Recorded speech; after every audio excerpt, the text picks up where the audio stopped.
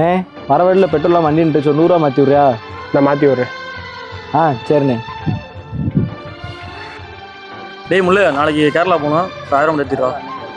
ஒரு நிமிஷம். அண்ணே சொல்கிறா. பசங்களுக்கு கேரளா போகிறேன், இன்னும் சம்பளம் முழு 1000 மட்டும் அனுப்புறியா? சரி இரு, மாற்றி விட்றேன். சரிண்ணே. சரி தம்பி, சாயங்காலம் வந்துடு.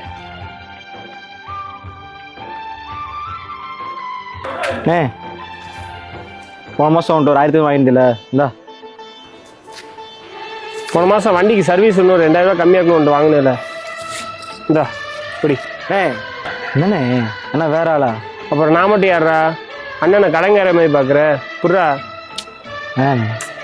புர்ரா ஓ